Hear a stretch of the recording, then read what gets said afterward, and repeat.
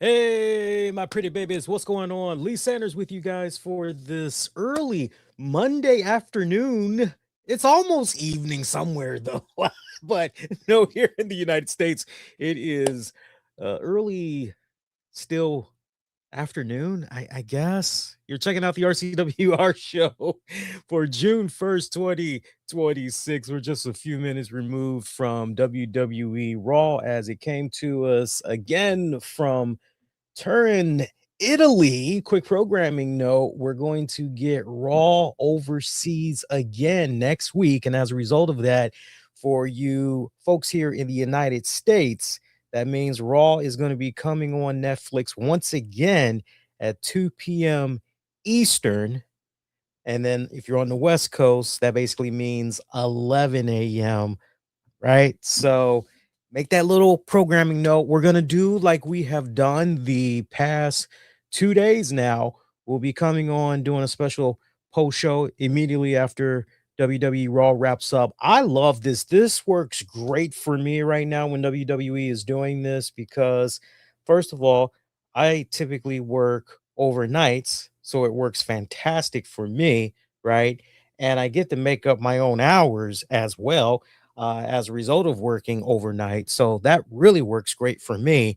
So it's nice having this flexibility. Not to mention, I love being able to do the post shows as early as possible and then basically being able to enjoy the rest of the day. I don't know about you guys, but I love the fact that I don't have to be sitting around until 10:30 at night and then do a post show, and then unfortunately, the post show's not over for like 90 minutes. So that's basically like midnight or almost close to 12:30. Then I typically mix the audio down and all that and get it ready for the servers, have it scheduled and ready to go for the next day. So that basically would usually take me until like 1 in the morning. Then I let my dogs out one more time and all that. So basically, I'm saying all this to say I don't usually get into bed finally on Monday nights, not till damn near 2 in the morning. So this, what they're doing right now, being overseas, it works out great. For those of you that happen to see Raw, you watched it live in real time. Sound off. Let me know what you had thought about the episode. You can definitely post a comment down below. You can also cast your vote over on youtube.com/, the RCWR show over there on YouTube. Once you're over there, click on the post section and you'll see the interactive poll that's up right now. You guys can definitely go ahead and vote that way. For my YouTube community, give me a second. And I know some of you guys are going to be trickling on in. I will make sure that I change the settings here so you guys are able to post without any issues. I hope your week is going off to a great start. Mine's, I cannot complain whatsoever. You know, we definitely need to talk more about what happened with that PO Lee from WWE over the weekend. Yeah, that clash in Italy. Ever since I went off the air, I've been going a little bit back and forth on that. Like, I agree with the overall rating that I gave the event. That's not going to change. But I kind of feel as though, in retrospect, maybe that Jacob Fatu Roman Reigns match, I kind of feel like, and it's very rare I do this on the show where I look at a specific match and I go, you know what? I think the rating for that one maybe needs to go down a little bit. I think I might have been a little bit too high on that one. We'll talk more about that later on in the show. So tonight's Raw, dealing with a lot of fallout from Clash in Italy as the main meat and potatoes of this episode. Start of the King and Queen of the Ring tournaments, which is going to be happening for the next 3 weeks. And if you're familiar with WWE's King and Queen of the Ring, you all know very well that whoever wins these, they typically will go on to face the World Heavyweight Champion of their choosing at SummerSlam. So we had some pretty solid matches that was kicking things off for this week. Obviously, is going to be continuing on with SmackDown. We got some interesting news as far as SmackDown programming. I'm sure that some of my fellow brothers and sisters in the podcasting show world will greatly appreciate. We'll highlight that later on in the show. You guys picked a great time to tune in.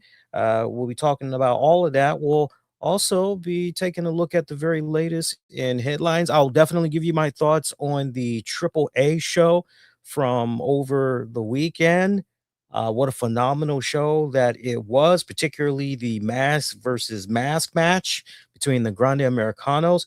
I am glad that WWE was able to work out a arrangement there with Netflix to be able to show that mask versus mask match in its entirety on Netflix. I thought that was a very interesting move. It's like, wait a minute.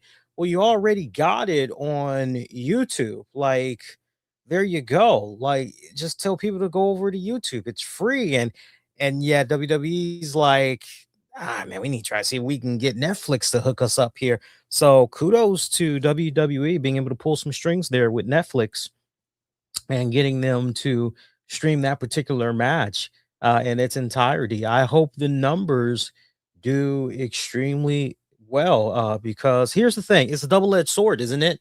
Because if the numbers do so well for that mask versus mask match, then it is safe to say that maybe somewhere down the road there could maybe be a test triple A show on Netflix, right? And then if that ultimately goes good, then we could potentially see triple A move over to Netflix. I know some people would not really be fans of that, right? Man, we got enough as it is with the monopoly that's going on. You need this app to be able to check this out. And then you need this app over here to watch this show and all of that. But I mean, look, the fact that that particular match has the entire wrestling community talking and all that, that's definitely a huge, huge plus. So I'll have more to say about that AAA event and particularly that match later on in the show here.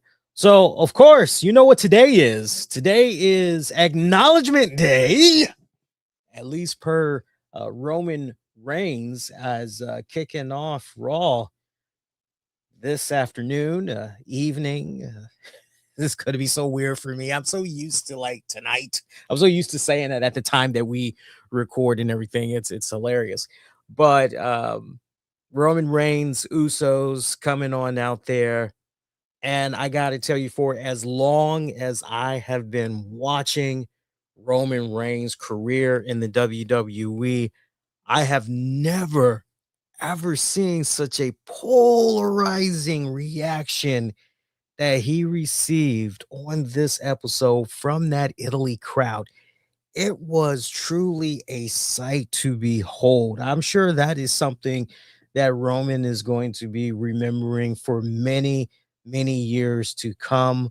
I would imagine that is going to be on the top of his list when he goes a year, 5 years, 10 years, 20 years down the road and looks back to certain highlights of his career. Italy, man, they gave Roman his flowers. I mean, never, I've never seen anything quite like this where the crowd was just right there in the palm of Roman Reigns' hands and he was overwhelmingly received with open arms, right? The last time that I can even recall the WWE fans really embracing Roman the way that I saw him embraced on this show today, dare I say, when Roman had revealed that his leukemia came back and he had to relinquish the championship, step away and all that for a while.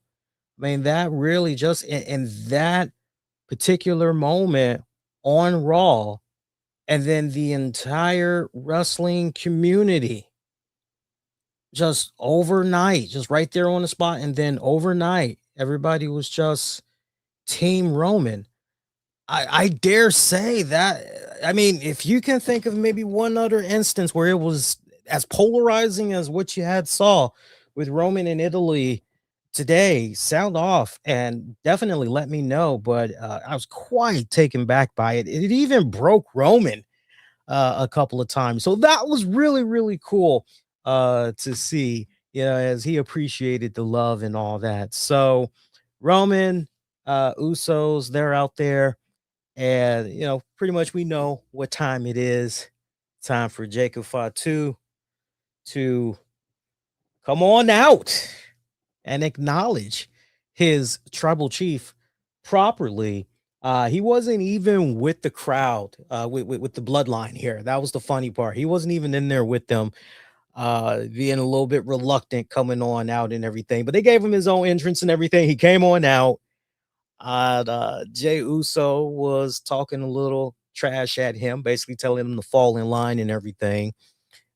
Jacob snatched the microphone from him, and Jacob gave quite a acceptance, not an acceptance. I was thinking acceptance speech, but that's actually not the one I want to go with. That's not the term I want to use. He actually was going with a see, now I'm laughing because I'm going. He was giving a loser speech. Loser. No, no, no. He was being very humbled to Roman Reigns, basically saying, "Oh, he brought the good fight and everything, and he was hoping to win that championship." But he was going to be a man of his word. Basically, he's got to set an example for his kids and all that, and he's gonna honor it and everything. And so he acknowledged Roman Reigns as his tribal chief, took a knee and everything for Roman Reigns. So officially, I know some people were kind of looking at this going, is he really though? Is he really? Is he really gonna bend the knee? Is he really gonna cave in here? And it was like, well, the dude was beat cleanly in the ring there. There was no controversy whatsoever. I don't see how Jacob can essentially get around this, right? Not unless there was maybe going to be some type of interference, maybe from Solo Sokoa and the MFTs, or otherwise, or none of that happened. And just in a shocking turn of events, Jacob Fatu stuns the wrestling community, stuns the WWE community, and walked out of Clash in Italy as the new heavyweight champion. That really would have been a nice change of pace. That definitely would have been something. Yeah. It's so interesting, isn't it? Because usually right at about this time for WWE, they have been notorious for, okay, it's summertime, most people are going to be hitting the road and all this other stuff, and certain people that we've been eyeballing, considering, maybe we should kind of give them a test run as a champion and all that. Well, you know what, this is that time we can kind of do it right now. And push comes to shove, if after SummerSlam we don't kind of really like how things are going with them, we're not liking the metrics and everything, well, by the time we kind of like are getting close to Survivor Series, we can pretty much just circle back to what's safe.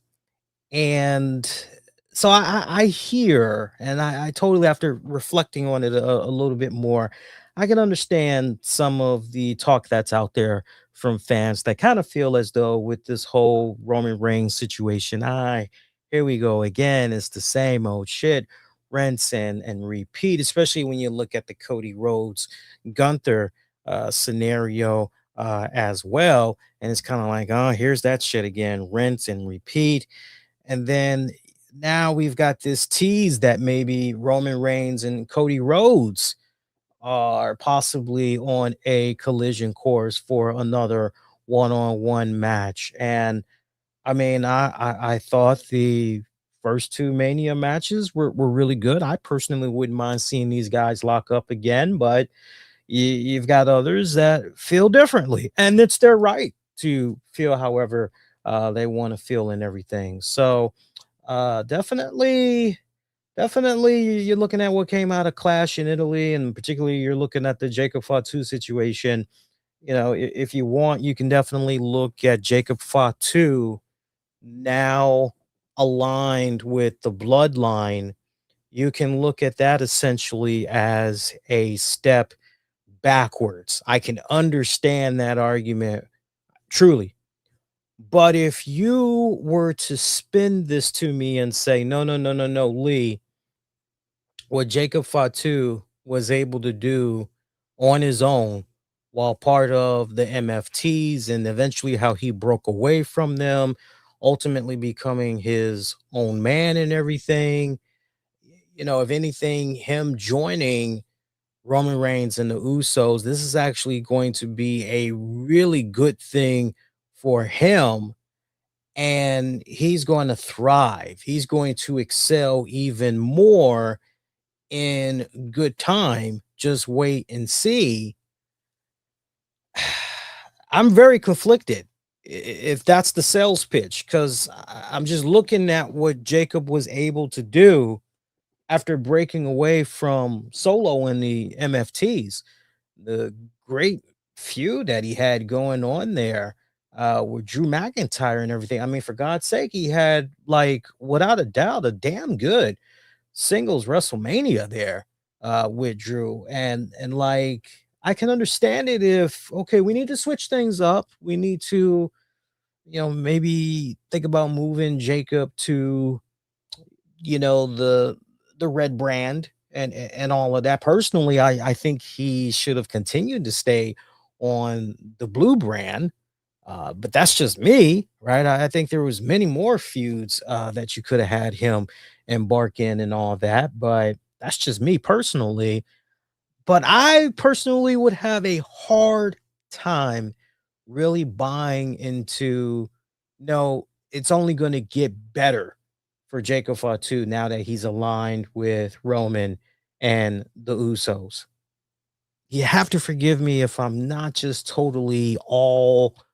I need to know, like, how truly this new bloodline incarnation is going to be different than what we had got going back 2022. Okay, I need to know, okay, besides we've now added Jacob Fatu.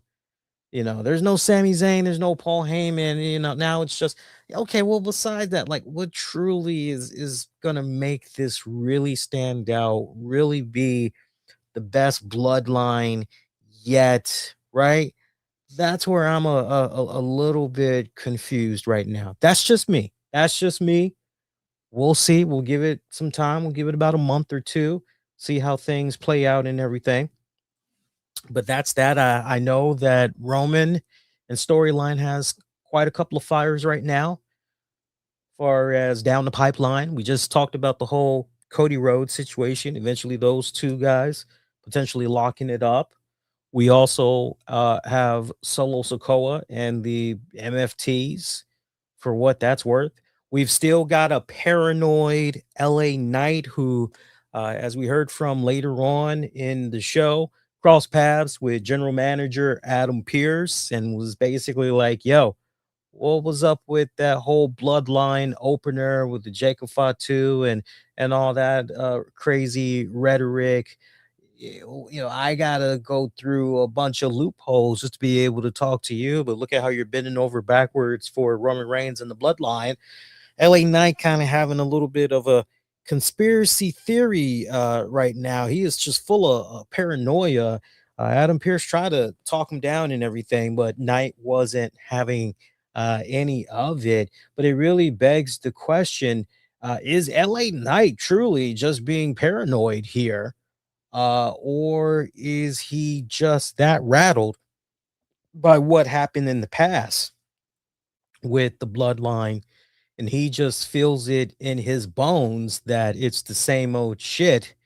And he's trying to have everybody else wake up and smell the coffee already and come to their senses. Um, or is it possibly a combination of both that's going on here with LA Knight? Or is there nothing at play? Right. Like, those are the questions that come to mind right now. And I love that LA Knight is in this weird little position for all it's worth. Meanwhile, King of the Ring, first round match. Penta taking on Femi, taking on Solo Sokoa and Carmelo Hayes. This was a non-title matchup, by the way. Penta's Intercontinental Championship was not on the line. MFTs were out there with Sokoa, kind of trying to negate Oba Femi a little bit. I kind of like the stare down, lock up briefly outside the ring that went down between Oba and Talalanga, Talaloa. Love that little. No, I said it right. Tala Tunga. I said it right the first time. Love seeing them lock it up and everything. As Tala gets tossed over to the announcer's table, Oba picking up the win with the fall from Grace on Sokoa at about 9 minutes and change to advance in the King of the Ring tournament. Um, Look, for Oba Femi, if you're a fan of Oba Femi and everything,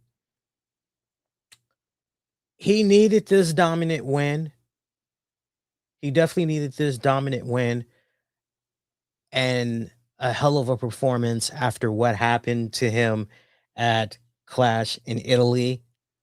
I am still a bit on the fence though if this guy should be winning the whole tournament. I just personally feel like, okay, we know for a fact this tournament is going to be commencing for the next 3 weeks. So when that's all said and done, that's pretty much going to be taking us right into Night of Champions, which is going to be on Saturday, June 27th at 1 p.m. Eastern, 10 a.m. Pacific. So for you folks in the United States, make sure you mark that down. Don't worry, I'll remind you as it gets much closer. Yeah, these PLEs are getting earlier and earlier, aren't they? Kind of peeping that. I think that's going to be the earliest though, unless otherwise. But so we got this tournament that's going to be commencing for 3 weeks. We got to rewind it back to what I had said on the Clash in Italy post show over the weekend, which is, okay, does Oba enter the King of the Ring tournament? And if he does have a spot in the tournament, does Brock Lesnar maybe eventually pop up and screws him out of further advancing? Does Brock maybe stop him from going to the finals, or does maybe Brock make an appearance at the finals and cost Oba? That's some points, very valid points that I have brought up on the Clash in Italy post show, which I definitely would recommend you guys rewind it back and check it out if you haven't already. By the way, shout out to those of you that had tuned in and checked out that Clash in Italy post show, where you checked out the actual webcast show, or you ended up checking out the show for on demand on the downloads, wherever you get your podcast is greatly appreciated. But, my main point that I brought up from that post show, I said, look, if you have Oba Femi come out and he just goes right into a King of the Ring tournament, if you have this guy just immediately, like less than 24 hours after getting a fucking mugging, the optics of that, it just kind of, it doesn't sit well, at least with me. I went on record. I said it just doesn't sit well. Kind of comes off a little bit clumsy, a little bit clunky, almost kind of like lazy booking to a certain degree. And so we had Obafemi come out there, and I was actually paying very close attention to the commentators here. And I was hoping they would really sell the fact. Now, granted, they did a good job selling the point of, hey, Oba took one hell of an ass kicking by Brock Lesnar. You can see he's kind of favoring his arm, and he's favoring his sides a little bit, rightfully so, considering the guy went through 7 F5s and all that. That's great. But I really would have preferred it if the commentators would have leaned heavily into what kind of mindset do we think Obafemi is in right now. I mean, this guy, we just saw him less than 24 hours ago. This man promised that he was going to kill Brock Lesnar, and Brock Lesnar made Oba look like a chump. Let's call it for what it is. Corey, do you think that's even playing just a little bit into the psyche of Oba Femi right now, as he somehow has to brush off what happened with Brock and go into this fatal four-way match for a shot to advance to the semifinals in the King of the Ring tournament? Like, I wish that would have just constantly been that narrative that would have been told and everything, but WWE did not go that route, and it was very unfortunate. I had even brought up the idea of maybe you have Obafemi just off TV for a week or two, and then he gives his first exclusive sit down interview and all that other stuff since the Brock Lesnar mugging, right? And then afterwards, hey, what's next? All that good stuff, but they didn't even bother doing any of that with Obafemi. Now, after Oba picks up the win, he does grab a microphone. He keeps it rather short and sweet. He has a message for Brock Lesnar. Basically, Brock asking the question if Oba could take an ass beating. Well, he's still standing after taking 7 F5s, and now he's going to be the king of the ring. And he also tells Lesnar to remember that they're 1 for 1 and that they will see each other again down the road. So there is that little bit of a nod there, which was a nice nod and all that. But me personally, I don't really like the way that this was organized. Personally, I wish that they could have done even like a mix up, right? Like a mashup mix up of what I was just pitching, and then factor that into the King of the Ring tournament or whatever, because when you stop and you think about it, and I know a lot of people, they heard that buzzword. Oh my God, Old Femi said he was going to kill Brock Lesnar. But when you really take a step back and you think about this, whoa, the arrogance that was coming there from Oba, the big words, right? And Brock, and here's something that was also interesting too. Oba, in his response to Brock, he called Brock Lesnar a coward, right? He called him a coward. And so you hear that and you're like, okay, well, wait a minute here. Now, granted, Brock attacked Oba from behind when he made his return like 2 weeks ago, right? And he beat the crap out of Oba and all that. Okay, great, right? But it's not Brock Lesnar's fault if by the time you get to the rematch and you think you're going to be able to just do your little strutting and then get in the ring and all that, your eyes need to be on your opponent the entire time. Your eyes need to be locked in on your opponent the entire time, right? And so, like, when I hear the word coward in wrestling, I'm like, okay, so what are we really talking about? Because as long as I've been watching the career of Brock Lesnar is always like gonna face you head on. That's just how he rolls. And of course, if he's got beef with you, right?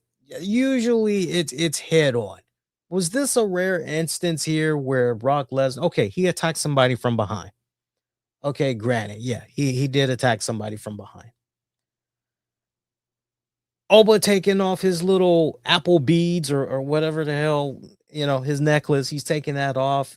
Like, that's Oba's fault if he took his eyes off of Brock Lesnar and the motherfucking beast incarnate was charging after his ass. So how does that make Brock Lesnar a coward? right? It's just funny how the writers aren't really thinking about those little flying things called detail, right? But that's just me. That's just me, right? Um, I'm looking forward to seeing eventually when these two lock up. I'm assuming that these guys are going to be doing something at SummerSlam. We'll have to wait and see. All right, next up from there we had Ruka, the new women's intercontinental champion, coming in there talking with Kathy Kelly for a little chat. She's pretty much thanking the fans for believing in her. She also thanks Becky Lynch for giving her a chance. But then she proved Lynch wrong. And it is not just her saying it either. So Ruka promises she's going to be a fighting champion and that you shouldn't underestimate her because she'll snatch your soul. That pretty much was it in a nutshell. Now, later on during the night, we saw Lyra Valkyria and Bailey. They're rejoicing over the fact that they are pretty much one step closer to potentially getting a shot at some tag team gold and all that. And the question is brought up about, well, hey, you girls, you've got the King of the Ring tournament, which, by the way, we do know the brackets. I mean, some of the matches, we're talking about right here and everything, but we do know the full brackets of what's going to be happening with the King of the Ring tournament. I'm trying to see if I can find, I might have to, nope, I got the brackets right here. Let me just look at the women's side real quick. Bear with me a quick second here, guys. Just want to look at the. Yep, yep, yep, yep, yep, yep, yep. And where's my girl Lyra? So I'm looking at the bracket here. Yes, I'm remembering right. I only looked at the brackets like once for the men's and the women's. I only looked at it once, so I got to trust my memory a little bit more. But the question was brought up, what would possibly happen if Lyra and Bailey were to meet up? Can they really put their differences to the side as they're also trying to go for tag team gold and all of that? And Bailey is pretty much like, hey, look, we cool. Like, whatever was in the past, was in the past. We can focus, we can get the task done and everything. Lyra excuses herself from this interview segment as she finds the new women's intercontinental champion in Sol Ruka. You see where I was going now, right? You thought I was just randomly. No, there's a reason why I was bringing this up. Sol Ruka, as Lyra tells Sol, hey, with Bailey as correction, with Becky Lynch as the women's intercontinental champion for the longest time, I could not challenge for that championship. But now that Soul is holding the championship, then Soul understood exactly what Lyra was asking for. It's like, okay, yeah, you want a shot at the championship? I'm totally down for giving you that shot. Let's go ahead and let's tear the roof off this joint. Let's do it. Right. So Soul's down. Not sure when exactly we're going to be seeing that matchup. It wasn't announced for next week. That much I can definitely promise you. And Bailey was looking on kind of jaded, a little bit conflicted, some mixed emotions that was going on there from Bailey. I gotta say, very, very interesting. No Becky Lynch on this show, by the way. I was expecting to see some type of an appearance from Becky Lynch. Remember what I was saying on the post show? I said, yo, what's the payoff here with this whole Jessica Card thing? We've seen Becky and Card, they've been going at it for several weeks now. Like, what's the ultimate payoff to this? Because unless we're trying to get Jessica Carr in a ring with Becky Lynch, like, why is Carr continuing to get all of this? And when it counted the most, we ain't get nothing. We didn't get jack shit, nothing. I was quite taken back by that, I gotta say. Moving on, some other action from tonight's WWE RAW. We had a tag team match between Rusev, Dragon Lee, taking on Ethan Page and Rusev. Team of Dragon Lee and Rusev picking up the win here and everything. Um, I love seeing the Italy crowd react to Rey Mysterio. Um, Great international love there for Rey Mysterio and all that. Match went down exactly how I thought it was going to go down. Uh, Definitely the right team won as well because remember, Ray Penta for the Intercontinental Championship and all that. Ray can still go. I think at this point, WWE, I like the way that they are properly utilizing Rey Mysterio in the ring. Now more than ever, you need to just be very, very particular as you use him in the ring. Use him sporadically, make it special, make it count. Make it really count. Don't just spam him out like that and everything. But it's just amazing to me. And I said it last week and I'll just continue to say it again. It just amazes me that here we are, almost 30 years later, or a little bit over 30 years later, and Rey Mysterio can still freaking go despite all the issues that he's had, all the surgeries that he's had with those knees over the years and everything. See, just trying to figure out if there's anything else I want to add in regards to this. Nothing else really. Nothing else really for that one. Queen of the Ring, first round matchup, Lash Legend taking on Julia, taking on EO Sky, returning EO Sky back from her wedding slash honeymoon. And Roxanne Perez. EO Sky picking up the win in that one, getting a pin on Julia, 10 minutes and some change. You know what? I got no problem with EO Sky advancing in this. I mean, this girl can do no wrong, man. The crowd is behind her constantly. I like that.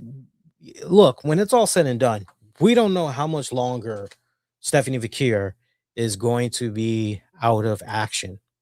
So the timing of this King of the Ring tournament, it is great because basically we get to be in a badass position where we can essentially build somebody up, and that person, the way that they're built up and everything, they could either be a nice, good threat for Liv Morgan, or they could be a really good threat for Rhea Ripley.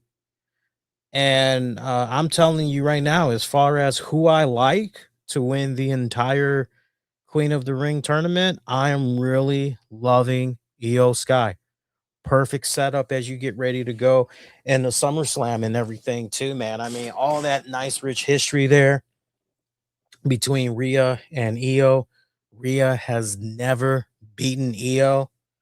So, that's that Achilles heel right there, right? Can Rhea overcome those type of odds, right? But then you go over to the other side and you got there Liv Morgan and everything that's going on with the Judgment Days, particularly I mean all of them, but you really got to home in on Roxanne Perez and Raquel Rodriguez and that whole numbers game that's going on over there.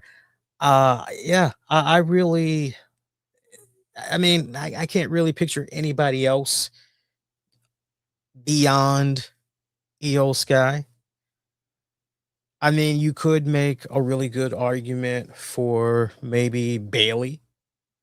That would be that would be refreshing, wouldn't it? That'd be a nice little change of course that I don't think most people would see coming and everything.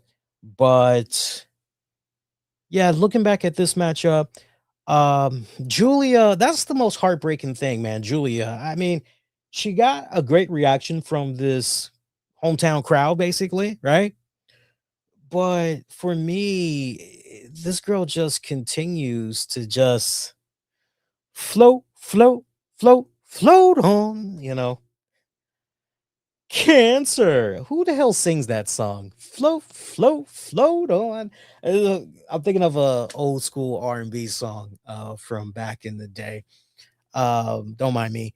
But anyway, yeah, I mean she's just there. There's nothing really, and I know they tried to do a little something with her and Kiana James, but I gotta tell you, every time I was watching SmackDown, I was more interested in Kiana James because she seemed to have more of a presence. It was like, what is she doing? Like, what is she about? Like, okay, I get that she's the manager and all of that, but like, I'm more interested in what she's potentially going to do than Julia, right? Julia just continues to just it's unfortunate. It really, really is because I know WWE had such high and big expectations for her and all that, but it just seems like at least when it comes to coming back to the US, maybe Canada, and it just seems like it's not really registering. It's not really registering. And then Perez, um, that's got to be the most nerve-wracking right now is what is continuing to happen in storyline with Perez. Although I gotta say, the fact that no Judgment Day members were out there for this Queen of the Ring qualifier. I love that after this was over, a couple of segments later, they had Roxanne Perez complaining backstage to her Judgment Day stables teammates. And then Liv Morgan comes in. We find out, by the way, that Liv Morgan has apparently entered the Queen of the Ring tournament because she just wants all the gold, right? So she's hoping to win it so she can face Rhea Ripley at SummerSlam and take that championship, right? So she's trying to pull Becky two belts.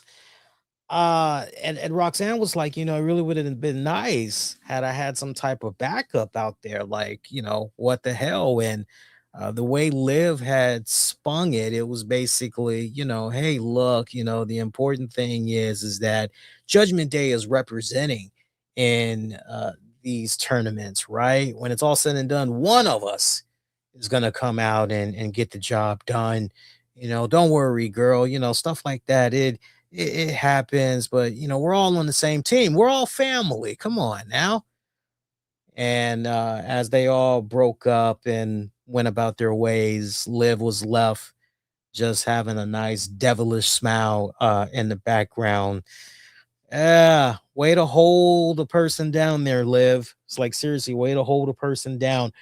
So we got that interesting little dynamic that's continuing to happen there in the Judgment Day. You can't help but wonder if Roxanne Perez is starting to feel some type of buyer's remorse there, right? That like maybe Finn Balor, who is another person that was absent, not just from the Clash PLE, but absent from this edition of Monday Night Raw.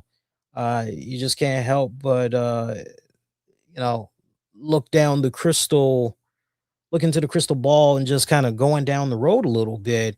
If Roxanne Perez is kind of having in the back of her head, maybe Finn Balor was onto something when he said, yeah, you can't really trust the Judgment Day, particularly you can't trust Liv Morgan, right?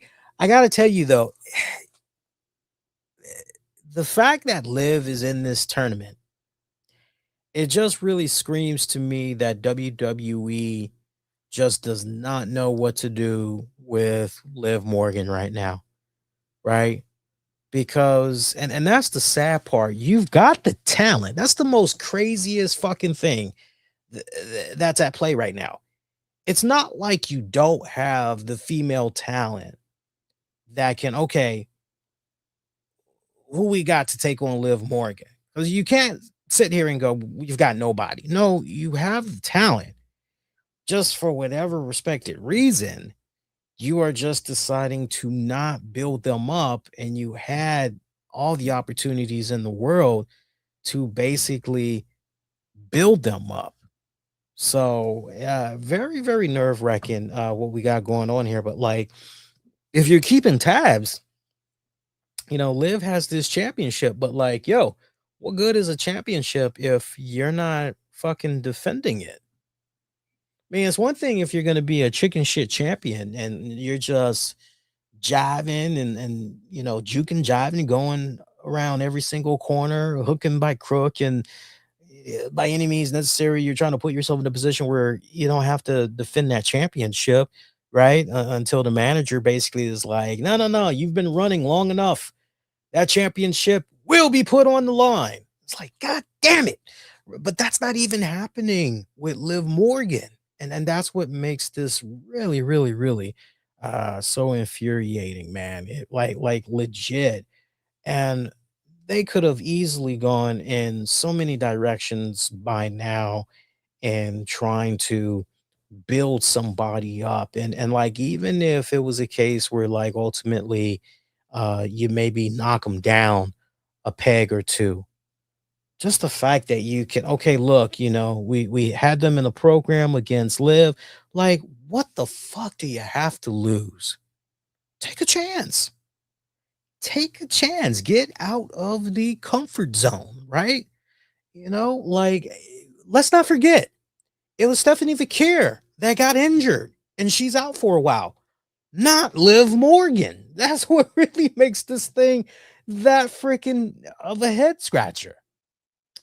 I gotta digress on that one. If you guys been enjoying yourself so far, if you haven't done so already, make sure you like, retweet, all that. Shout out to my people that's watching via YouTube. Make sure you definitely smash that thumbs up, because it definitely helps put more eyeballs on the content. Let's keep rocking and rolling. We got a couple more things we can talk about from this edition of WWE Raw before we go on to some other fun little headlines and everything. I think now we just talked about that women's match. Lash, I didn't see enough from Lash. I was definitely a little bit disappointed by Lash's performance. Although I did like the fact that she was kind of ganged up on a little bit, kind of taking advantage of the way she went in for the cover on Julia. EO went to the top rope, basically doing a stomp onto the back of Lash Legend, and then pretty much picking up the win that way. Did EO Sky. Kind of liked how all that had played out for what it was worth. So Lash can basically come out of that saying that was some bullshit, right? So I kind of like how all that played out when it was all said and done. Continuation. Speaking of Queen of the Ring tournament and what the hell, Liv Morgan just inserting herself and all that. Maxine Dupree. So Maxine Dupree actually gets some little bit more of a talking piece, although she was backstage. She was chatting it up with general manager Adam Pearce, and she lets him know how she's not happy with the fact that she is not in the Queen of the Ring. And she's like, what's up, like, can we figure out a way to slide me in there? And Adam is like, look, I know at one point you won the women's intercontinental championship and all that, but like, everything the way it is right now, it is locked in. That's it. But if anything opens up, you'll be the first to slide in there and everything. So she accepts that answer for what it's worth. Akira Tozawa and Otis, they're hanging out, and they basically warn her about hanging out with Austin Theory. They actually go a step further and say he is bad news, to which she says, I hear you, but like, you got it all wrong. Besides, don't worry, I got this. So nice little continuation there from that one. Love the little Danhausen piece, little vignette that they did, where Danhausen little recap of him putting the curse on Stephen A. Smith and New York Knicks. They were just sucking really bad, and then human monies, as Dan Housen likes to say, basically it takes the curse off, and now look, the New York Knicks are in the NBA Finals. Like, I gotta tell you, I was in hog fucking heaven going into the weekend because I had a simulcast. I had the I had the game I had a game 7 that was playing in the background, and then I also had the AAA event that was playing. So, like, I was in heaven over the weekend. I was in heaven. But yo, for the NBA Finals to be the New York Knicks, and like this is the Knicks, their first time. Am I understanding this right? The first time since 1999. Take it back. Do do do do. Take it back. I mean, goddamn, that is just wow. Like I'm so fucking happy, like legit. I am particularly glad that the Knicks owner, because let's not forget that Knicks owner. I think James Dolan. I mean, he took a lot of shit. He's been taking a lot of shit over the years for the way he has managed that organization and all that. So for them to turn this corner and all that, really, really good, really, really good. I can't wait for that NBA Finals. I'm looking forward to it. It should be a great series. Spurs back into the mix as well. I was telling a friend about this the other day because a buddy of mine was like, "Yo, Lee, what do you think about?" I didn't forget about the talk of Raw, by the way. We only got like one more thing to talk about from Raw. But buddy of mine was saying to me, "What do you think about the Spurs going back?" Right? Because he knows from previous years I would follow the Spurs, and like a bunch of other teams I would watch yearly.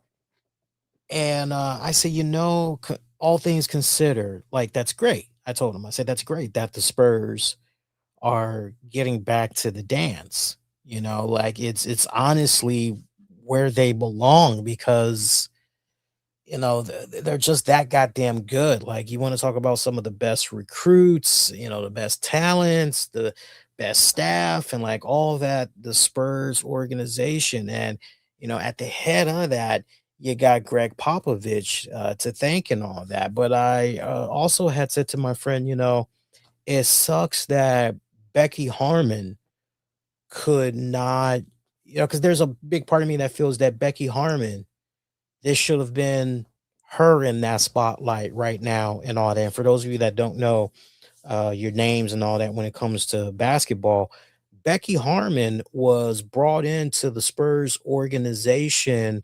Y'all correct me if I'm wrong, around 2014, I believe it was. She was the first female assistant head coach, right? First female assistant head coach for the San Antonio Spurs, right? It was like first time in NBA history that there is a female assistant head coach, right?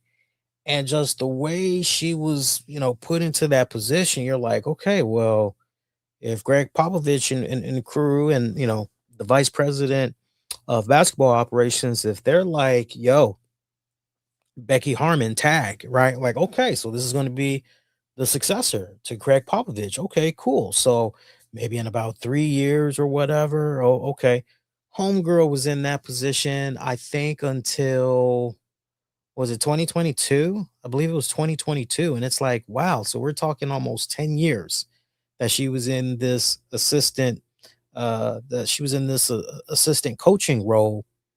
And it's like, come on, man, put a ring on it already, right? So there's a big part of me that wishes that, she would have gotten her opportunity. And for those of you that's curious, she's been coaching in the WNBA. I think it's a Las Vegas team that she's been the head coach for the past couple of years and all that.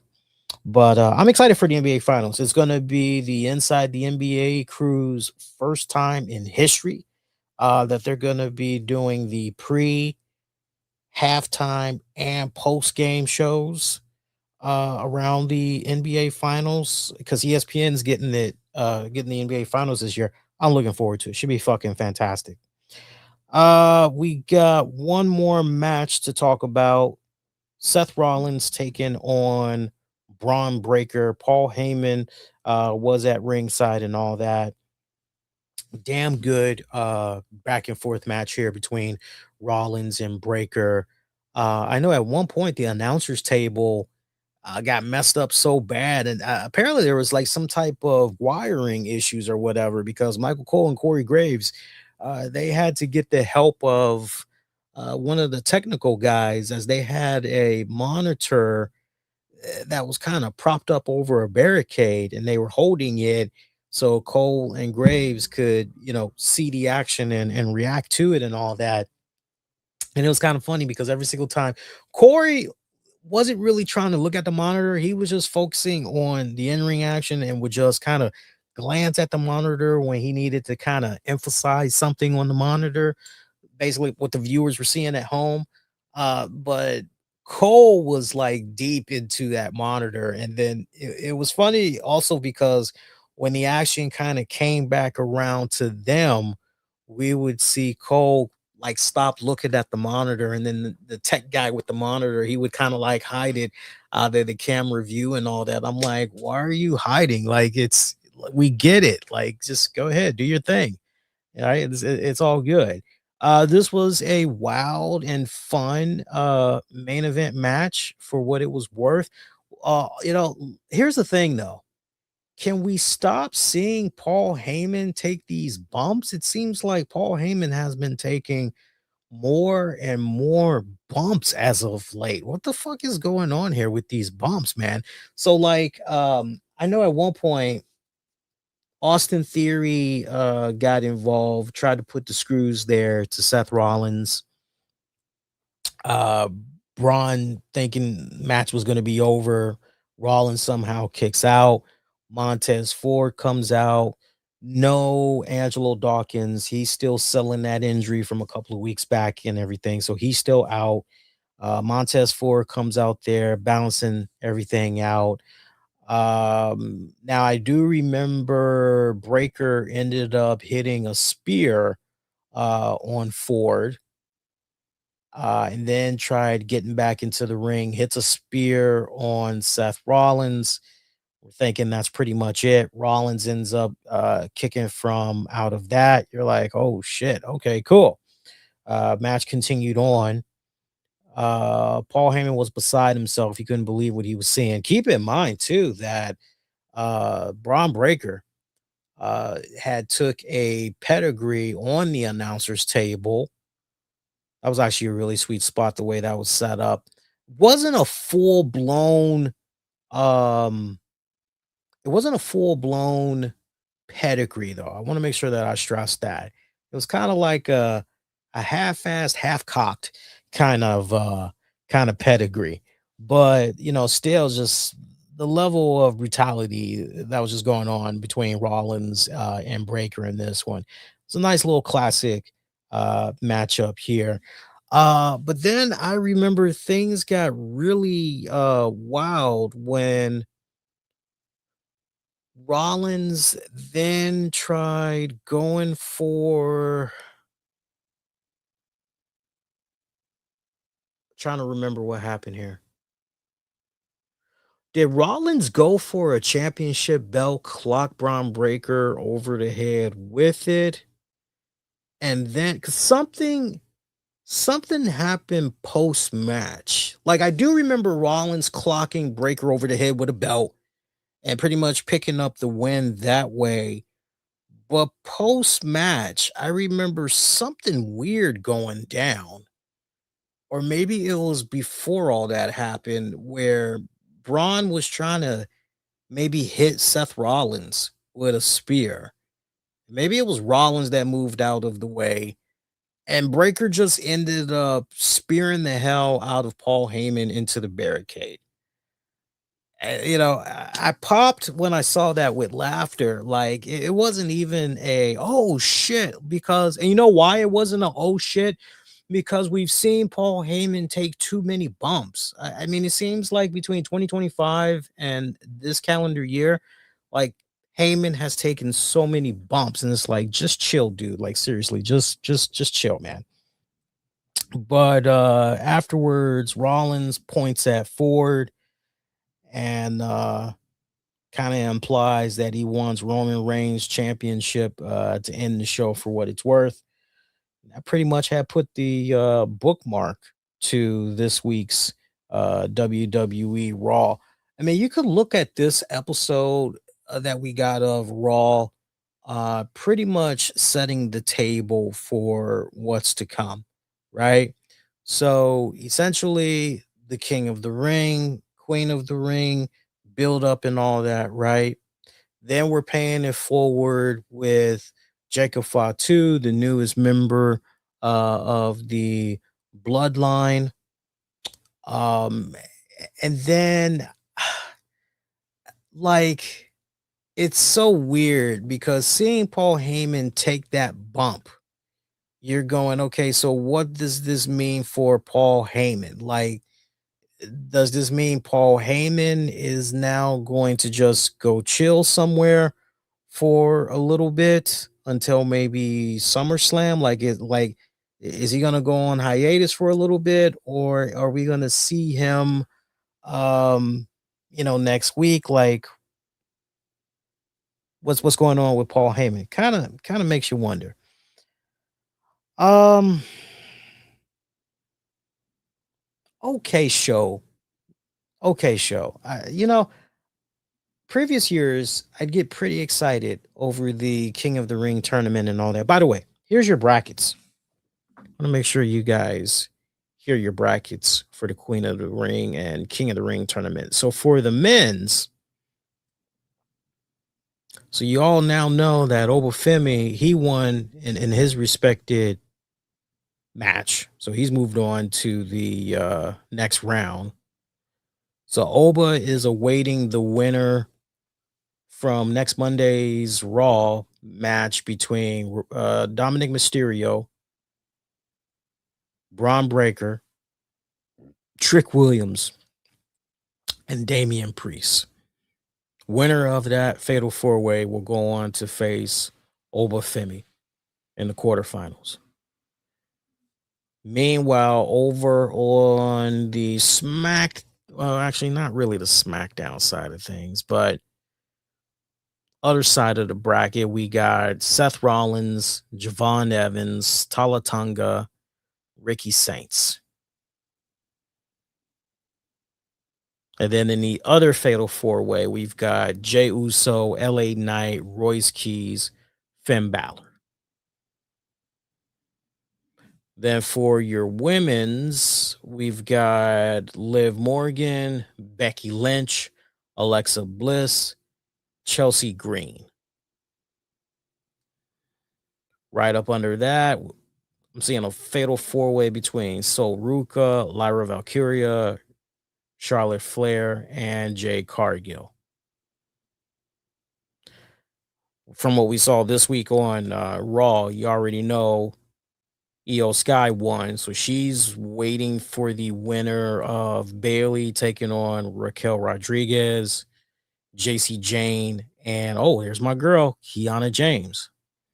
So that should be pretty damn good matchup. Now for next week's Monday Night Raw, we're going to be seeing Rollins, Evans, Ricky Saints, Tala Tonga.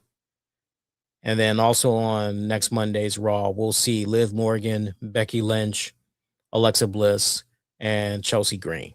So should be pretty good. I wish they could have gone into what we're going to be seeing for the SmackDown card too for this week. I really would have loved it if we would have been able to see that, but it's all good. Let's see how you guys had voted over on YouTube. If you guys are just now tuning in, if you haven't had a chance to vote yet, head on over to youtube.com/the RCWR show. Click on the post section and go cast your vote that way. Early voting coming in right now, and I'm seeing that with 100% of the votes coming in so far, a lot of you all are staying in the middle for this edition of Monday Raw. Don't agree with what you just heard? Go on ahead and make sure you cast your vote. Appreciate you as always. By the way, looking back on how you guys had voted, we have a more greater snapshot of what you all thought about Clash in Italy from the weekend. Remember at the time that we did the post show, early voting that was coming in, believe it was a tie. I believe it was a tie between a thumbs down and a staying in the middle.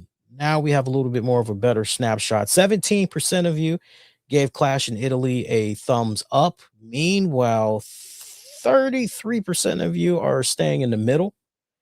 While top dog right now, 50% of you are giving Clash in Italy a thumbs down. Appreciate you guys that cast your vote for that.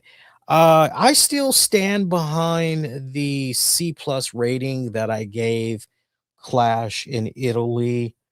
I think the one thing I would kind of go back on. Remember how I kept going on and on about the Jacob Fatu, the Roman Reigns match? Like, it was good, but man, I wish we could have got like an unhinged Jacob Fatu.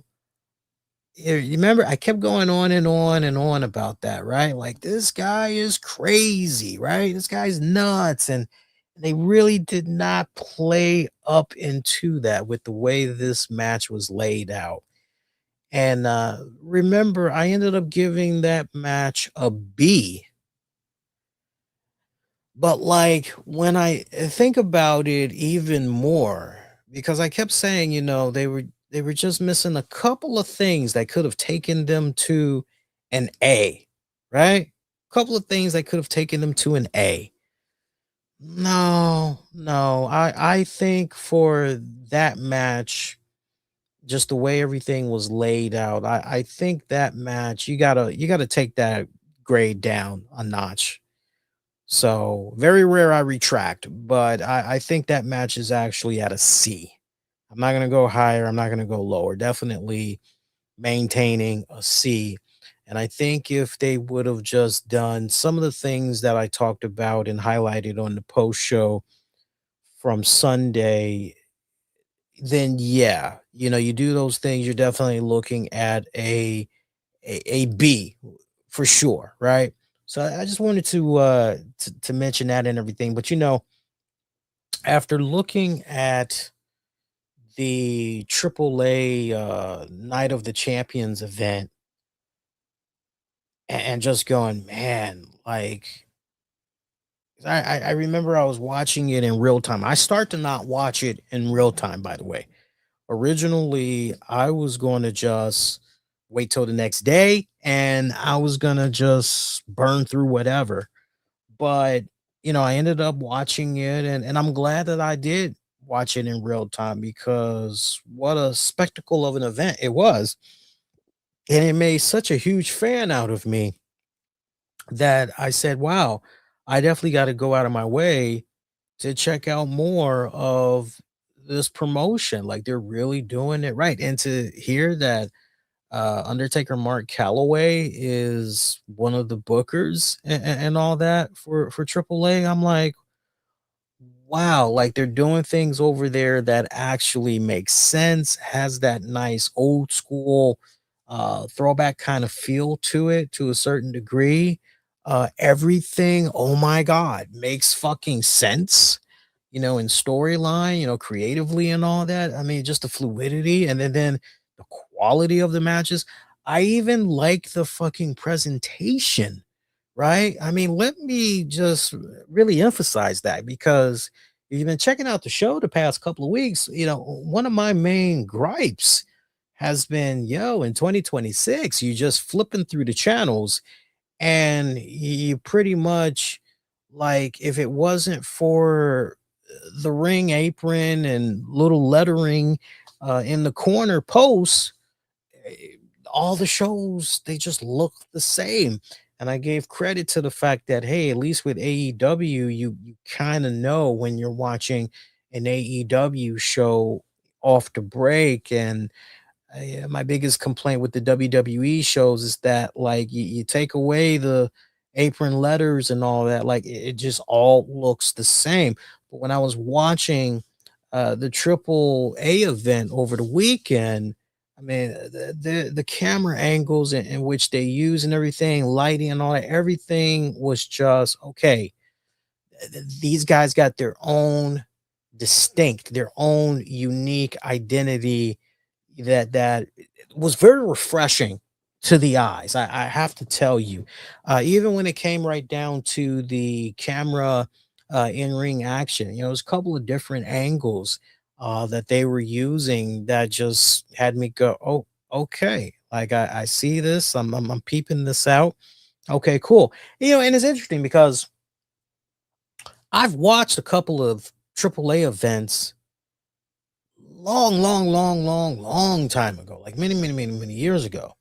But see, I didn't look at it from there's a big difference between back then and then like where I am now, because now not only am I able to look at it from a fan perspective, but I'm also able to look at it from a media production perspective, since I hold an associates in that category. So like it was very refreshing, very awesome to watch. The match quality, for every single match, like I had no issue with whatsoever. The mask versus mask match. I mean, I said this on social media. I felt like I was watching from the 1990s a kick-ass retro WrestleMania main event match and everything. I mean, it's amazing to me how polarizing the Grand Americano characters were and all that. And also recall this from the last time that I was here doing the show with you all. We were talking about all the stuff that was going on there with Ludwig Kaiser and the whole elevator incident. And remember what I said to you guys about, hey, I'm aware of a report that's running around about, you know, said comments that were made and potentially why Kaiser reacted the way that he did. And I told you guys, I said, I'm not going to get into, all of that. And I said, I took it a step further. I said, look, if it goes to trial, like, then we need to know officially, then we'll know from Ludwig and his companion, or his date, whatever you want to call that person, then we'll know for certain what exactly was being said and everything. And I said to you guys, we got to be very careful with that information that's running around and everything, because when it's all said and done, that is straight up hearsay, right? And it's one thing if we're going to talk amongst ourselves and speculate on that hearsay, but the way that information had came out, and the fact that it was being made as, well, no, this is fact. And now to basically hear that this is potentially something that WWE mustered up because they kind of wanted to use it and kind of turn it into a little bit of an angle here, use it to their advantage. I mean, look, from a PR standpoint, like if that's true, that WWE just basically planted some seeds in there to, I mean, that's fucking brilliant. Kinda fucked up, but from a marketing standpoint, it's it's kind of brilliant and everything. But no, man, like it's amazing to me because I can recall the many times that I've seen the Grand Americanos on Monday Night Raw, and these guys are getting like ice cold, lukewarm reactions.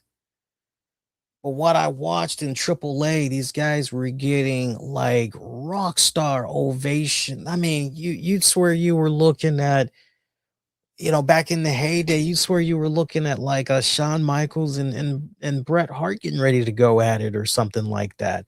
Definitely, and I don't throw this just for the hell of it. I use this sparingly, only a handful of times throughout the year.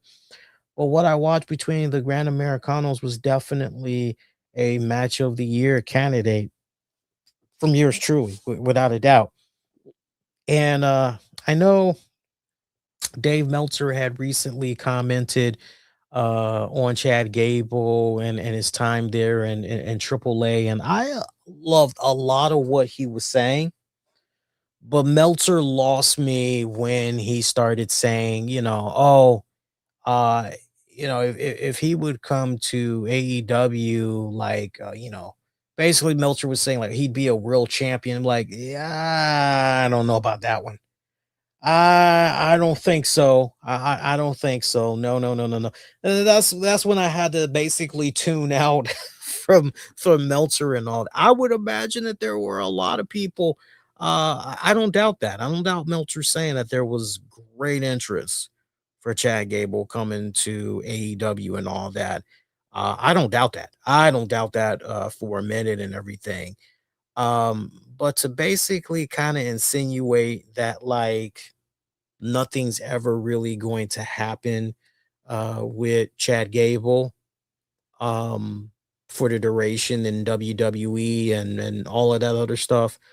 On the contrary, I think that with everything, I believe in my heart of hearts that with everything that happened with Chad Gable going under the mask, and I believe that he has created even he's done a couple of things with that. He's definitely created new interests. He has also, at the same time, demonstrated to WWE higher ups that whatever position you put him in, he can freaking crush it and then some. Okay. Um, and he's been very consistent, with that and everything. For me, I know some people are like, oh, his height, this, blah, that. I'm not even looking at those things. I don't think any of those things is a factor whatsoever. Remember who's at the helm here. It's not Vince McMahon, it's Triple H, Paul Levesque.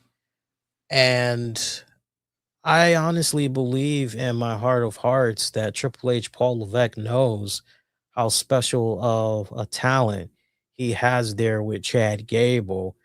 And I let me tell you something that was let me tell you something that was kind of took me back a little bit that I'm quite amazed by. And I hope that maybe there will be a change of course and direction. But I'm going back to what I was talking about with Chad Gable. I think I briefly mentioned it on the Clash in Italy post show, which is, now that Chad Gable has been exposed, right? What's next, all this other stuff. I would love it if it were a situation where, just like how I suggested, hey, Michael Cole, sit down with Femi. I'd love to see Michael Cole sit down with Chad Gable for an interview and basically be like, okay, so why did you put on the mask? Like, why did you and we kind of know the answers to that already, but just do like a more in-depth kind of thing. You can also do much like what I pitched for Oba, you could also do the same thing for Chad Gable and all that, right? And I would love it if Chad Gable could just come out of that and say, yeah, I resigned with WWE back in like blur the lines. Let's go ahead and blur the lines a little bit. I'd love it if Chad Gable were to say, yeah, I re-signed with WWE and everything, and I was made these certain promises, and truth be told, a lot of those things weren't delivered, and so I, try to do my due diligence and do my best to take advantage of any and all opportunities that presented itself And I saw what was happening there with AAA, and I wanted to be part of that so bad, but I wanted to get rid of the stigma of that which was Chad Gable. I felt that I needed to shed off this skin and adopt a new persona, and and he can basically spit this in a way and let it basically be about, I was trying to run away from like who I was, but if anything, working in AAA, working with some of these great talents and ba da da da da da da da da, can even put over the Undertaker and like all this other stuff. Basically it made him embrace, you know, being Chad Gable again, and however you need to spin it, but you guys get the point that I'm making. I would like to see, and I believe in my heart of hearts that with everything, especially considering the mask versus mask match, that we will be witnessing a new reintroduction, a repackaging of Chad Gable on the main roster. So for those of you that's going, I don't know about a Chad Gable, in the main event picture, and then it's going to happen. It's going to. I honestly, at this point, would be shocked if by the time we got to December 1st of 2028 and Chad Gable has not tasted World Championship gold. Like, God's the honest truth. I'd be very shocked if we got to that point, and then it's kind of like, what are we doing here? Like, legit, what are we doing here? Going into some random news, just a little bit of news that we can get into before we get ready to dip out. So, found out what exactly came with that WWE pasta making experience. You guys remember the price tag? It was $11,500 making pasta with WWE stars, right? But we never really heard exactly what all that entailed. Well, now we've got more information. So apparently, that package included a front row ticket to WWE Clash in Italy, reserved seating at a welcome uh wine tasting experience and appearances from WWE wrestlers, an exclusive backstage experience, a ringside photo op, and reserved seating at pre-show hospitality with more appearances from WWE wrestlers. So that's what all that had entailed. And also part of the Champion Plus package, there was a private pasta making experience with WWE wrestlers. So that's what all that had entailed. Some people might say, that's not really worth 11,500 plus dollars. Look, I'm not going to tell somebody how to spend their money. Let them do with it as they please. You can break me off a little some of that though. The way this economy has been going with inflation, if you got $11,500 just to be floating around, hook a brother up. That's all I gotta say. That's what you can do. You can hook a brother up. Let's see. Moving on. I saw since last we was on the air with you guys, Ric Flair had made the news. I don't even need to be long-winded about this one. Nature Boy Ric Flair, he had apologized going into the weekend for some online posts that he put out there. He had threatened legal action against his son David Flair for using the Flair trademark. He then tried to clarify that he wasn't actually going to sue his son, and that he just wanted to remind his son that, hey, use your own given name instead. And like he ended up basically tweeting and deleting those things. You guys might have missed that. Yeah, he put out an initial post alleging trademark infringement, saying, quote unquote, unfortunately, there is someone that I'm very familiar with using my own trademark flair. I would like anyone who is using my trademarks, which are impossible to own, and I own mine, to know that I'm well represented by a reputable $1,000 per hour attorney that makes a living suing people that abuse my trademark. You know who I'm talking about. I hope you can clear this up by Monday. And if we can't resolve this issue, read the penalties. And he basically took like a screenshot of like what all was basically going to come with trademark infringement and all that. And then he followed up with another post saying the relationship was gone 9 years ago. I'm sorry and sad that it has come to this. I've tried my best to fix things over the years, only to be rejected because your wife ruins your, correction, your wife runs your life. That would have been messed up had I went with ruin. But yeah, David Flair, Ric Flair's son, appears to be the one he is definitely talking about, as the son has a recycling company called Green Flair Recycling. That's according to his LinkedIn profile and all that. So, and then eventually, besides this whole tweeting and deleting crap, Ric Flair eventually put out another post, basically saying he was sorry to be putting that out there, and that he's just been under a lot of stress, and that he's trying to now just focus on his health. And I gotta tell you, when I saw all this stuff that was being posted by the Nature Boy, one thing that just kept popping up in my head was like, man, dude, like, why are you broadcasting all of this on social media? There's like really no reason for this whatsoever.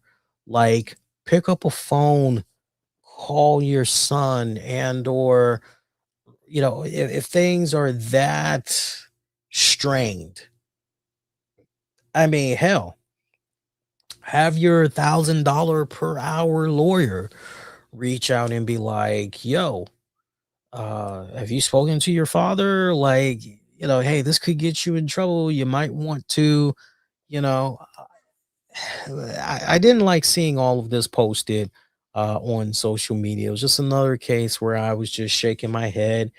And should I have expected any better from the Nature Boy? No, no, no. I mean, this is like right on par, but it was still pretty disappointing. Yeah, but like at the same time, it definitely highlights the day and age that we live in now, doesn't it? Because we're in a day and age where a lot of people, they broadcast dirty laundry on social media. And look, I don't claim to be perfect, man. I mean, I fell victim to it myself. I remember there were a handful, just off the top of my hand, just one hand. There were only a handful of incidents over the years where I got caught up in the social media, like the need to broadcast, right?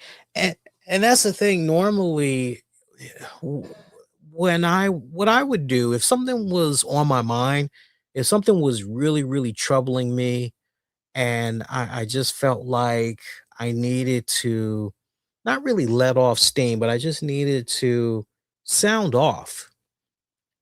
I felt that, with my respected outlets, it was okay to put that voice out. But then as I learned, like, wow, you never know who is creeping behind the scenes and is reading or listening or watching what you're saying. And then that had me go, okay, well, you know what?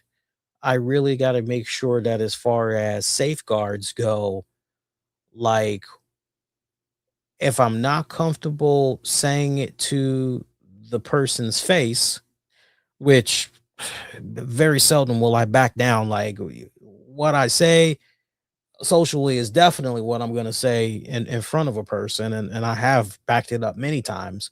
But like I've had to have the mindset of, hey, it's okay to hold back. You don't have to broadcast certain things on social media. You can keep certain things to yourself, and if push comes to shove, you need to handle some business, then handle your business, but don't broadcast handling your business, how you gonna handle it, and all that other shit on social media, right? Say less and just do your thing behind the scenes. And but that's the day and age that we're in right now. Like, talking to the wifey about this some weeks back, and she was telling me how, like, at her job, for example, uh, you know, gone are the days basically where you call a supervisor, you call the employer to let them know, hey, I'm not going to be able to work this respected shift because whatever, you know, can't find daycare, you're sick, whatever the fuck it is, right? Gone are those days. Now it's just pretty much, you know, uh hey in case you don't know, that little abbreviation, can't make it to work, sick, and send. Like everybody's doing the text messaging, or even sending a email, I let you know I called out from work. Yeah, yeah, yeah, you didn't get my email. I mean, that's how a lot of people are doing it now. And more and more people are just airing out their grievances on social media. I get it. Like when it's all said and done, there's a lot of sad, lonely people that are out there that look to social media. They flock to social media, and they kind of look at it and use it as a crutch. And the fact that they can connect with so many people instantly by putting out a simple post and all that, and then there's like this connection and all that as a result. Like I get it. I definitely get why some people do it, but it goes back to that golden rule of thumb that I've had for many years now, which is, hey, before you hit that send button, just whether it's on your phone or you're in front of the computer, or whatever, just take that brief moment to just look at what you just typed and go, do I really want to send this? And my golden rule, if I hesitate for like 3 seconds, I ain't posting it. That's my golden rule. I am not posting it. I refuse to post it. Right. But this is Ric Flair we're talking about. Ric Flair is going to continue to do stupid shit. Hey, I want to offer thoughts, prayers, condolences to the family, friends, colleagues, and friends of Tempo. He was a independent luchador wrestler in Mexico, and just a sad, tragic story about this young man. He passed away after a hit and run incident, and the asshole driver fled the scene. I know over the years, Mexico has been one area where when I check out the listener stats and all that, Mexico is always like in the top 10. So to my people in Mexico, particularly to the everybody involved there, that new tempo, my thoughts are definitely with you. When I was learning more about this, I was just sickened to my stomach. Tempo had been wrestling for just a handful of years, as apparently he was thrown from his motorcycle into a pickup truck following a crash with a cargo truck that resulted in serious head injury. And Tempo was actually on his way to a main event booking at Universal Lucha Company. And witnesses say that the other driver involved in this horrific accident fled the scene. You know, I cannot stress it enough, boys and girls. If you have a squeaky clean record, driving record, and like you don't have any arrests, none of that, you know, your criminal background, it's clean. If you hit somebody, please, for the love of God, stay at the scene of the incident slash accident. Just stay there, because when you run off, oh my God, you make it 10 times worse for yourself. You make it worse for their surviving family, and don't do that. Do not do that. You know, I've always been a firm believer that those who run typically, you know, that car or their vehicle that they're pushing, it's either hot or drugs, or they're under the influence of something is typically involved. And remember, you know, longtime listeners will remember this, but you know, I was involved in witnessing a horrific car accident, and I didn't see the collision, but I actually saw when the car had drove excessively fast. It must have been clocking like at least 100 miles an hour when it went past me and the wifey a couple of years back. And we had came up on a really bad car accident like 5 minutes after that. And myself and like four other guys, we were going between like three cars that all got totaled, trying to like see who, you know, who first of all had survived, who needed help getting out, and you know, assessing the situation while also trying to call EMS, fire department, paramedics, and all that. And that the person that caused the accident, that same driver that drove past us at like 100 plus miles an hour and all that, it turns out he was intoxicated, and he also had gotten in trouble with the law. I think he might have been from North Carolina. I'm not really sure. I'll have to go back and look. I can come back next week and share more info with you guys, because there was an update in that particular case from what I remember. I don't know if you really want to call it resolution, because from what I remember, it really wasn't. But where he lived, his home state, he was involved in, you know, DUIs left and right and all that. And this much I do remember, at the young man's trial or whatever, he had like all these character witnesses that were just, you know, oh, he's a good kid, he's this, he's this, he's that, he's this, he's that, he's this, he's that, and all that. But like, you know, when I hear about a hit and run, it just, oof, it always breaks my heart when I hear that. It really does. So I hope that whoever had committed this horrific accident, I hope they end up having a conscience, you know, and they come forward, they do the right thing and everything. Speaking of, you know, accidents and possible DUIs and all that, former WWE wrestler Curtis Axel was arrested.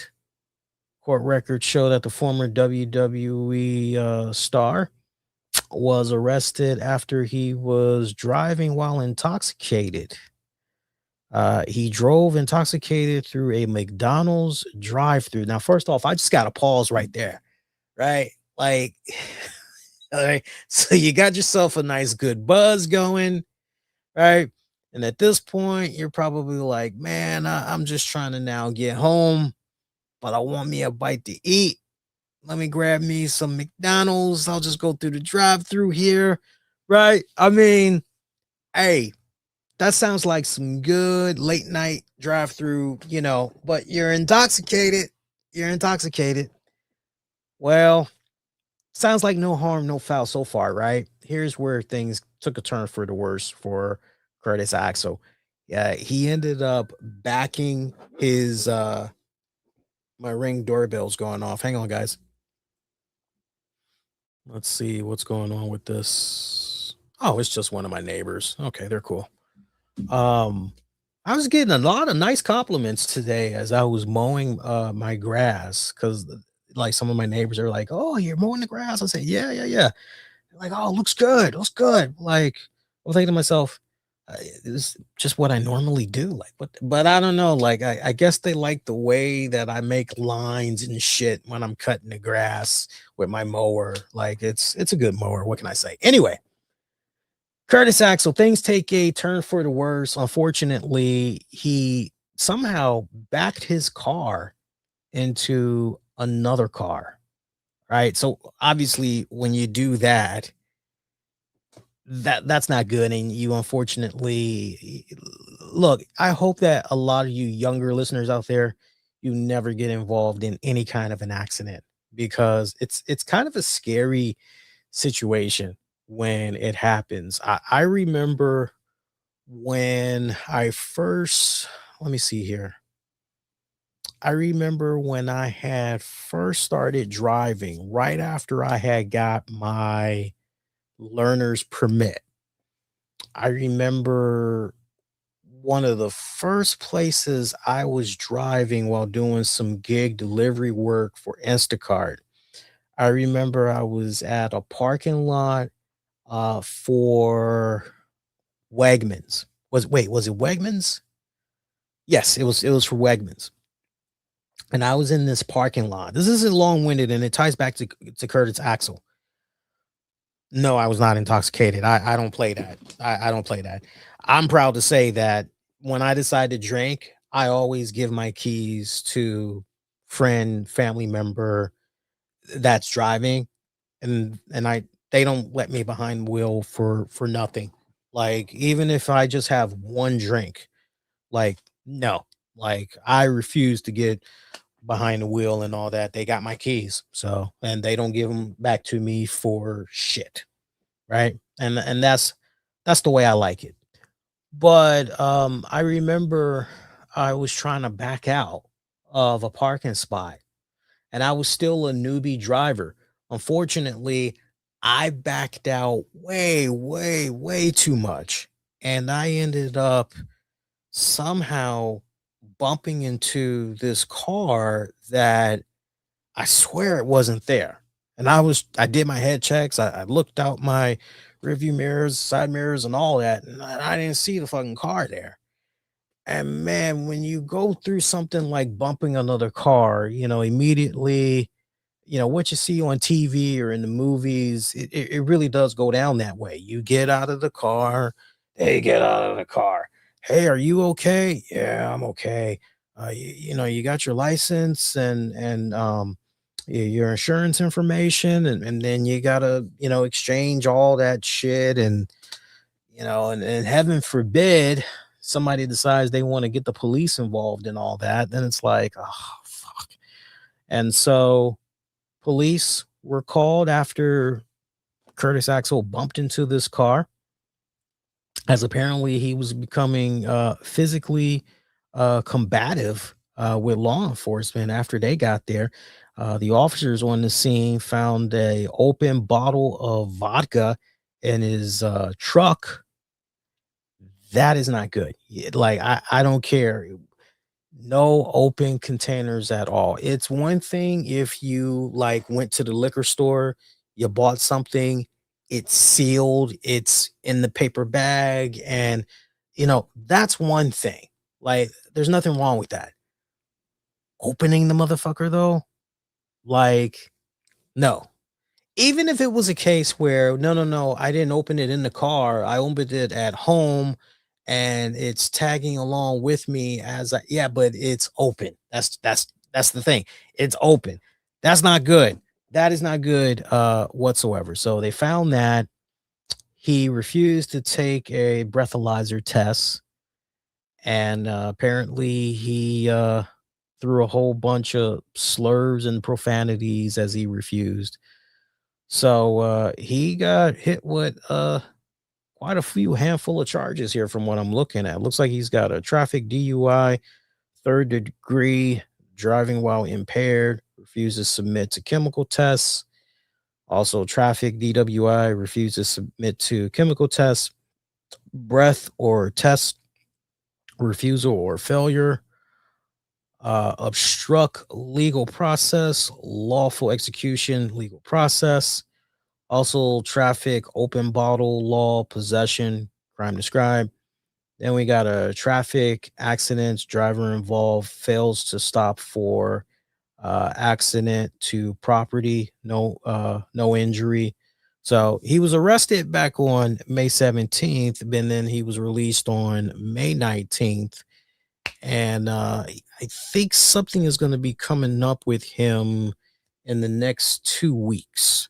Because I remember something is going down with him in the next 2 weeks as far as like a court appearance and all that. So I'll keep you guys caught up to speed on that one. But I hope that whatever is going on with this guy, he gets the help that he needs. Definitely sounds like a case right here where he's not able to handle his booze appropriately. So I really hope he gets the help that he needs. You know, I still think back to his time in WWE. There was some golden opportunities that they could have done with him that they didn't. Isn't it amazing? Like this dude at one point trained, and I believe I'm remembering this right. He trained Dwayne the Rock Johnson. One of the last times that he first came back to the company before the TKO merger, and he was helping the Raw get back into ring shape ready and all that. I think about Curtis Axel and Bo Dallas, and that's a guy who showed a lot of potential. A lot of potential. I thought he was going to be a lifer, like right down to the point. I was under the impression he was going to be like a WWE producer, right? And just to see how, the mugshot for him, it looks so goddamn depressing. It really, really does. You look at that mugshot of his. I don't mean to laugh, but like you look at that mugshot of his, and you go, "Aw," and then you bust up laughing because he just kind of has that.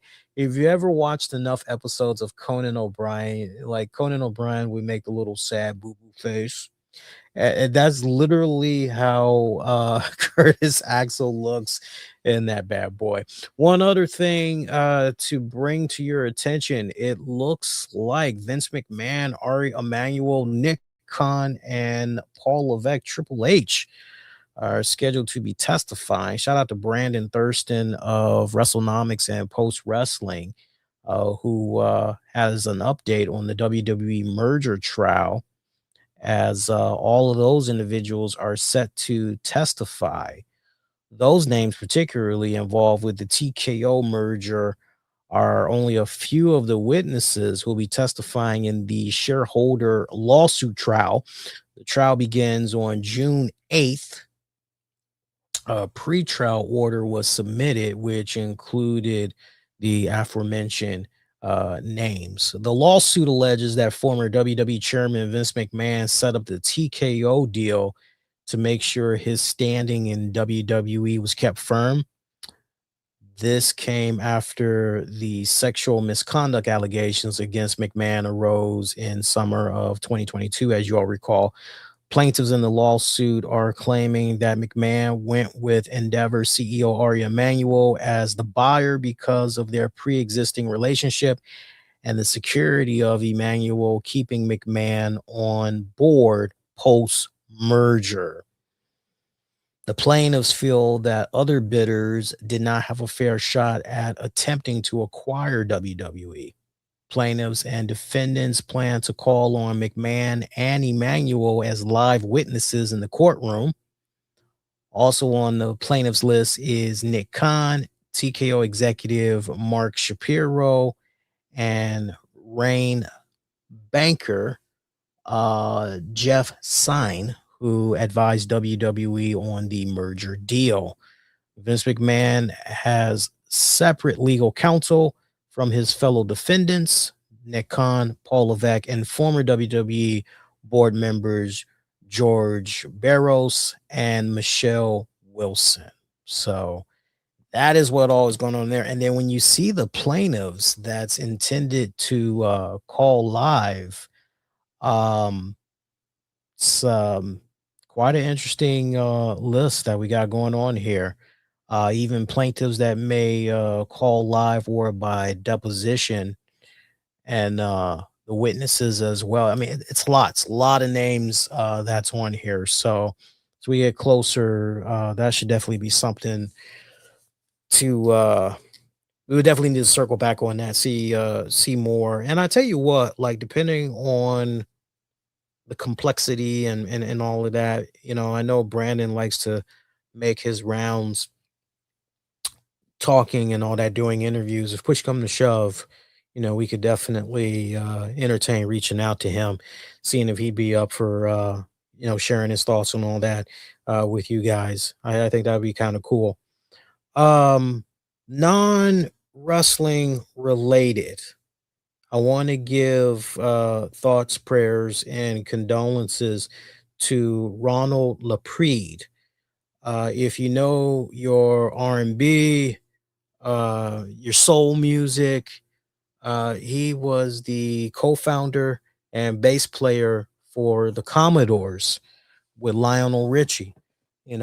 Brick House, Zoom, Lady.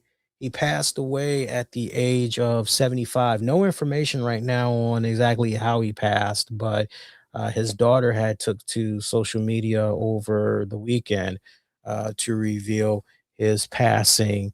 That was kind of, I was like, wow, to hear that. And then also, I got to give a shout out to R&B singer Peabo Bryson. Apparently, the 75-year-old suffered a stroke. And, last thing that was put out there by the Associated Press is that he's basically receiving medical care right now and everything. But Peabo Bryson, if y'all don't know that, or correction, Peabo Bryson. I always mess up that name. Peabo Bryson. He did a whole bunch of cool songs back in the day. His music was never really my cup of tea because I was more into like, as far as like slow jamming and all that, I was more into, the Teddy Pendergrass, the Al Greens, that was kind of like more my repertoire and all of that. But if you know your slow ballads from back in the day, Tonight, I Celebrate My Love, um A Whole New World. I can't believe I almost blanked out on that. A Whole New World with Regina Bell. I mean, that song was everywhere back in the day. I mean, it was hard to like get away from that song. What was that? Late 90s? That damn song was really, really hard to get away from. I just remember every single time I would turn around, I used to hear that damn song. I'd be like, no, not again, not again. But speedy recovery to him. Hopefully, you know, 75 stroke.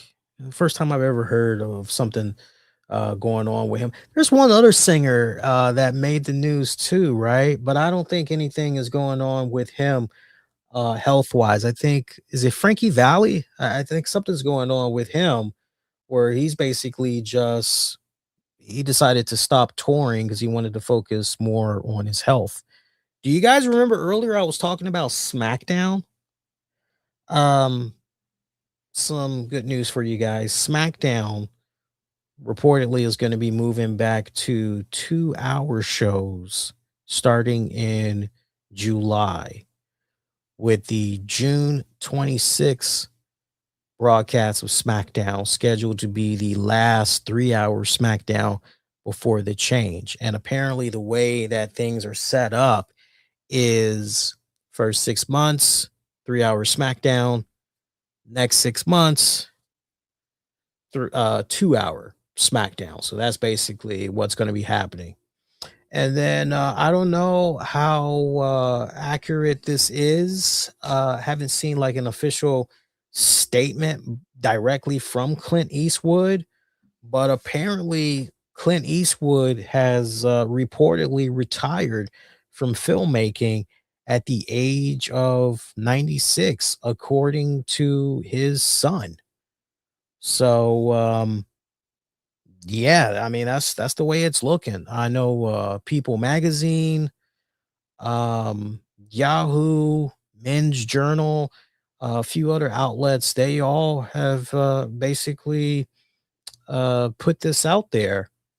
So that's kind of, just quietly he's just retired and everything. So kind of interesting.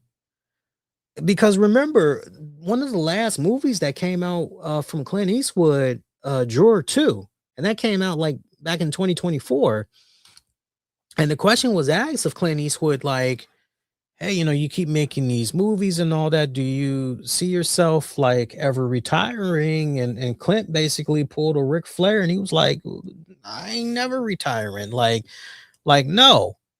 And apparently, in a newly surfaced interview from November 2025 with a French publication, Clint Eastwood's son, Cal Eastwood, revealed that his father has retired from film work. So it's amazing that this has been floating around like since then, but it's only now picking up some steam. He says, quote, I have fond memories of working with him.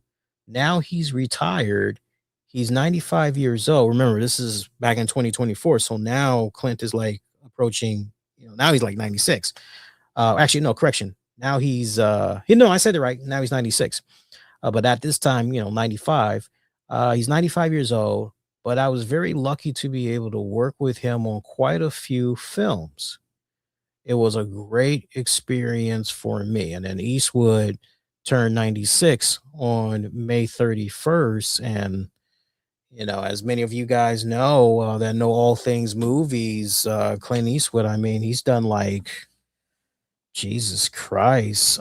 He's got like 40 films as a director to his credit.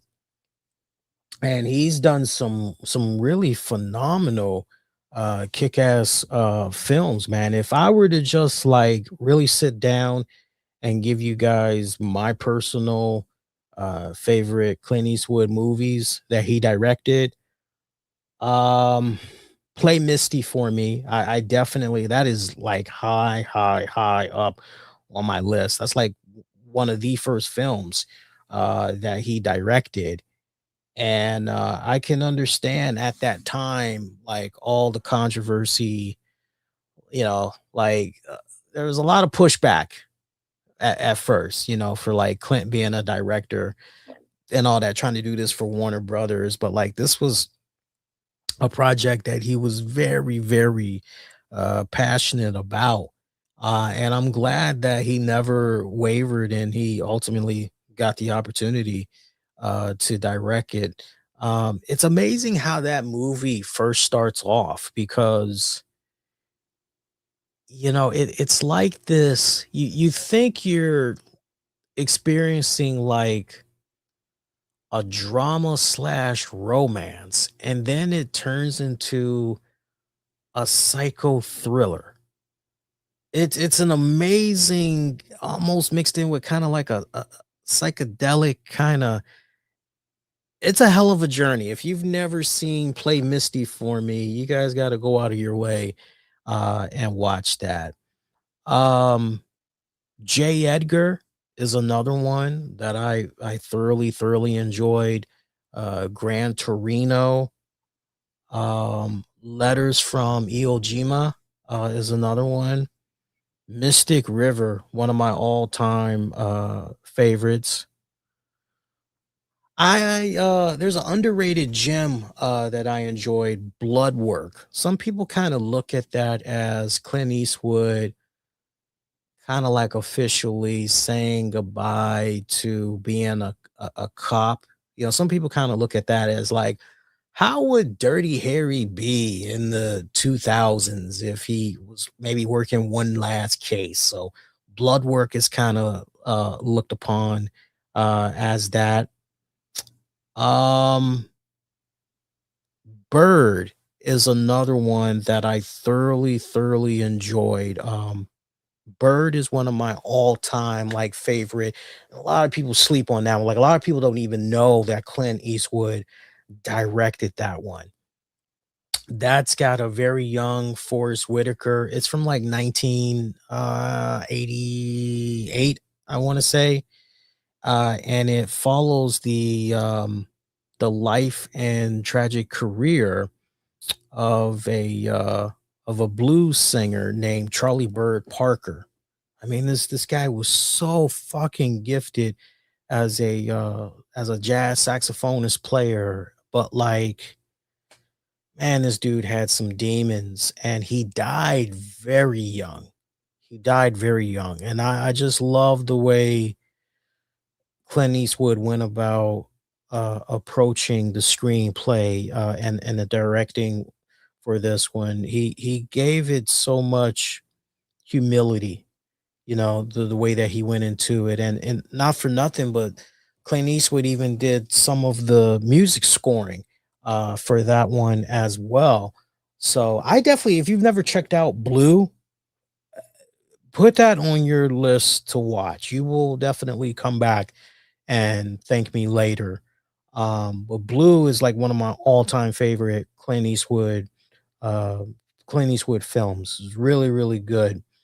I think I loved it so much. I remember when I initially watched it, I watched it on my own, and then I eventually showed it to Tams, and she was like, "Holy shit!" You know, like, "Wow, that's pretty powerful." You know, I'm like, "Yeah, like good shit, right?" So check that out. But if it's true, I'm not saying it's a lie, but it's kind of hard to, because you just would have expected, you know, Clint Eastwood to make some type of a like an official statement or whatever, you know, through his press, you know, something, right? Like his PR rep, like, nah, he just quietly, you know, he's retired.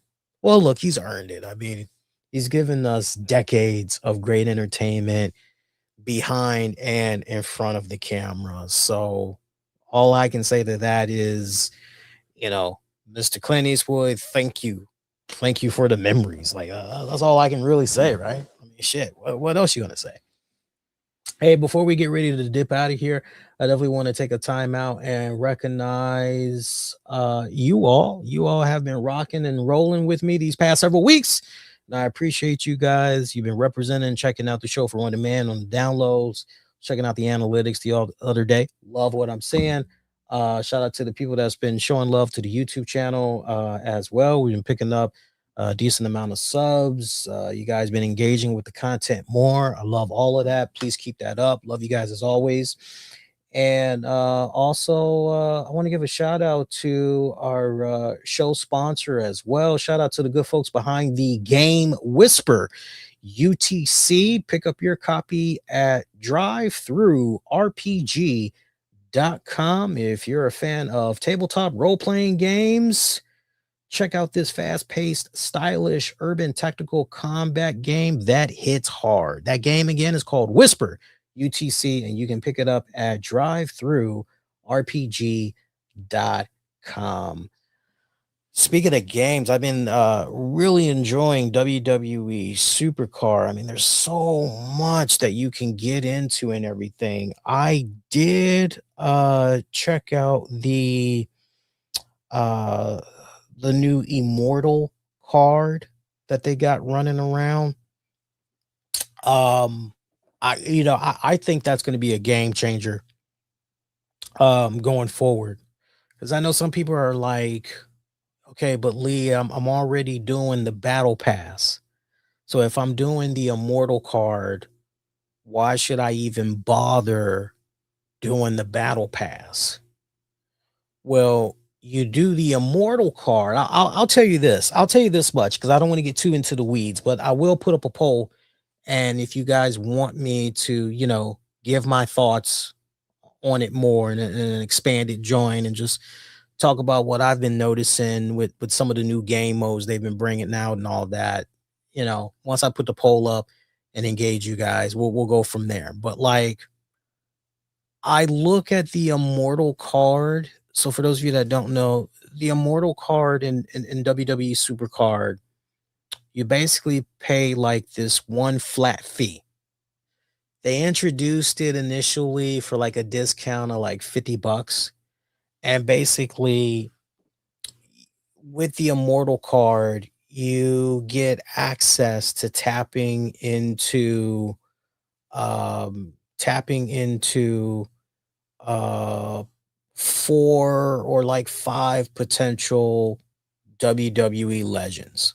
So like right now you can access Roman Reigns, HBK Shawn Michaels, Macho Man Randy Savage, Undertaker, and Stone Cold Steve Austin.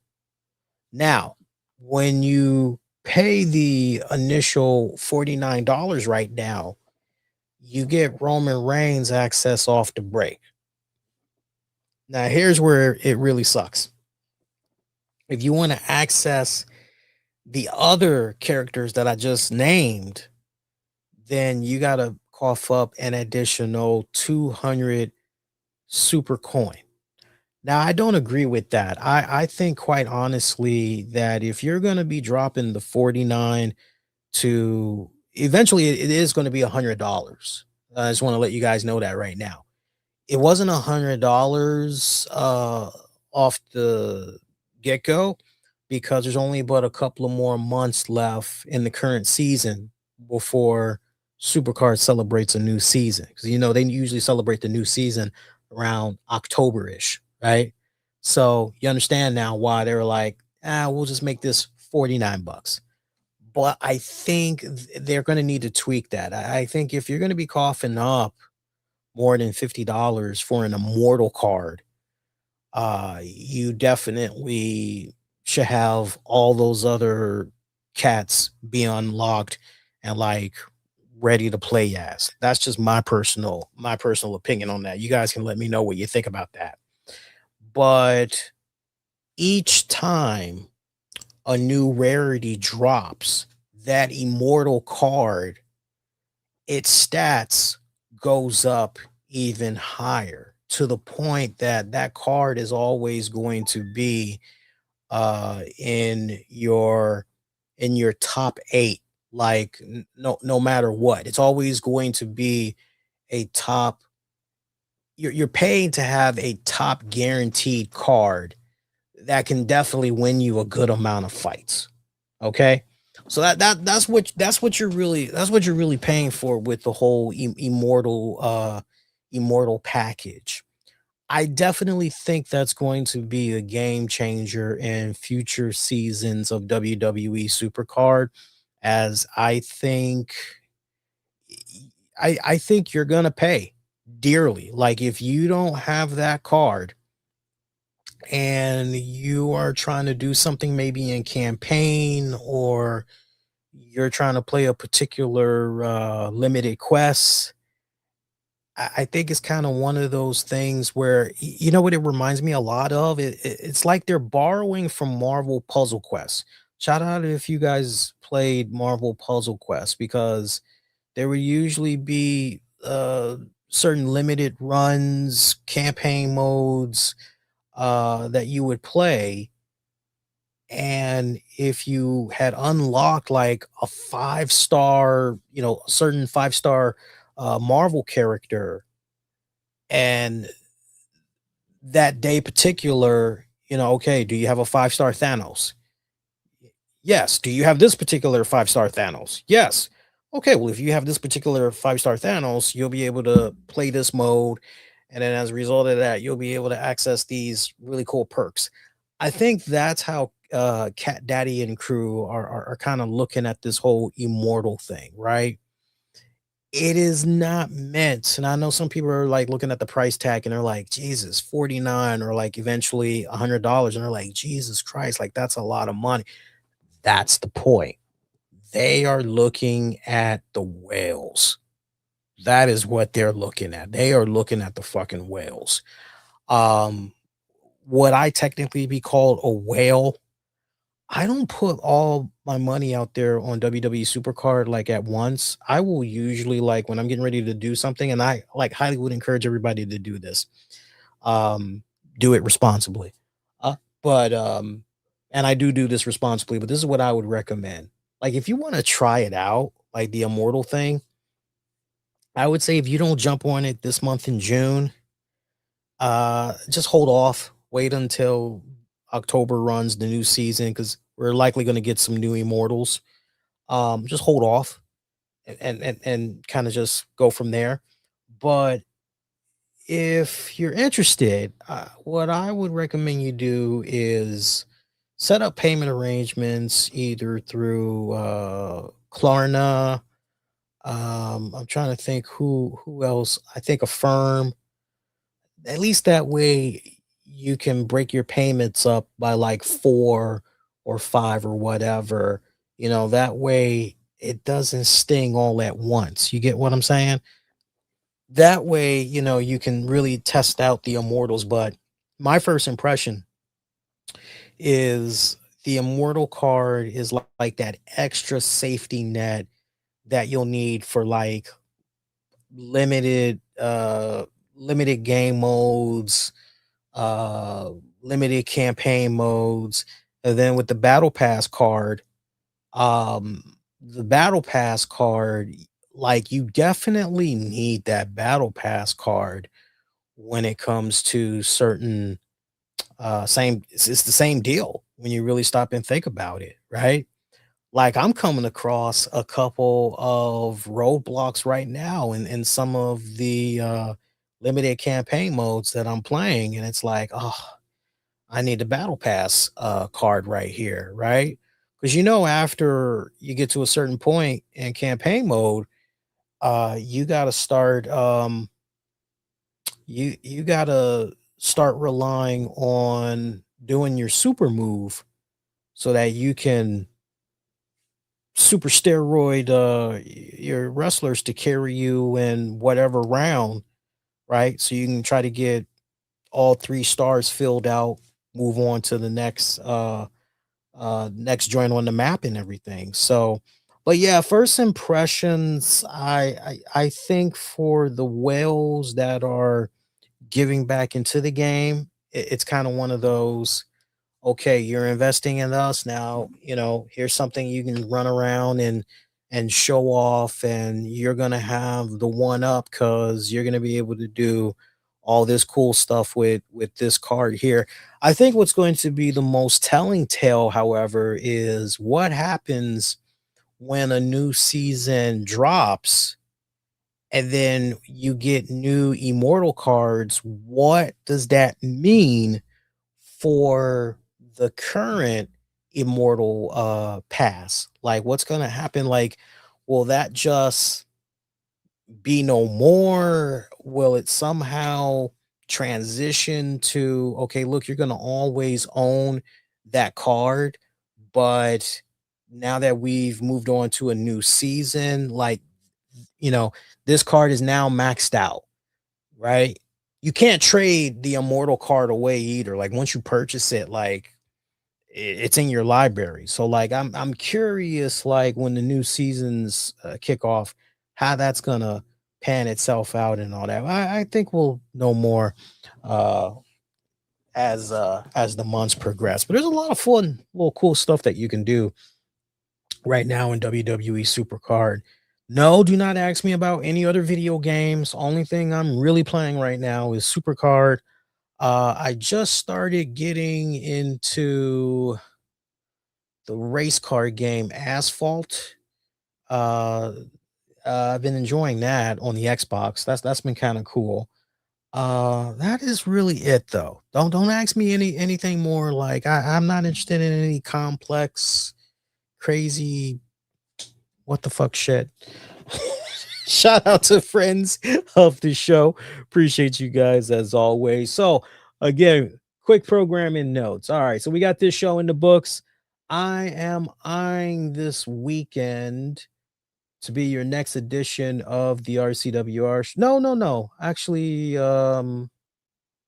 that's wrestling with the topics. I think this weekend we're gonna try to see me and Tams. We're gonna try to see if we can do an edition of wrestling with the topics. I said try because my mother-in-law is going to be getting some knee surgery going into the weekend, and I think the way me and Tams are doing it, we're kind of playing, possibly doing a show by ear. I think if we are going to do something, it's probably going to be pre-recorded, maybe during the evening to release the next day. Is how I think we might end up doing it.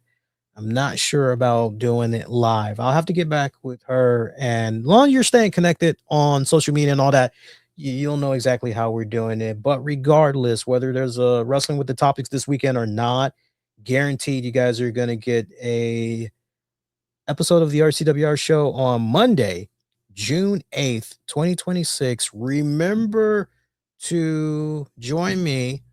Raw will be on at 2 p.m. Eastern again via Netflix here in the United States. That's 11 a.m. on the West Coast. I'll be live after Raw wraps up yet again. We'll go into some more fun little craziness. Meantime, be kind, rewind, check out previous episodes you might have missed on demand and on the downloads, wherever you get your podcast. Just search the RCWR show. You can get at me all throughout social media using the keywords the RCWR show. Once again, make sure you show some love to the YouTube channel. YouTube, show that some love, hit the likes, all that good jazz, subscribe, most importantly.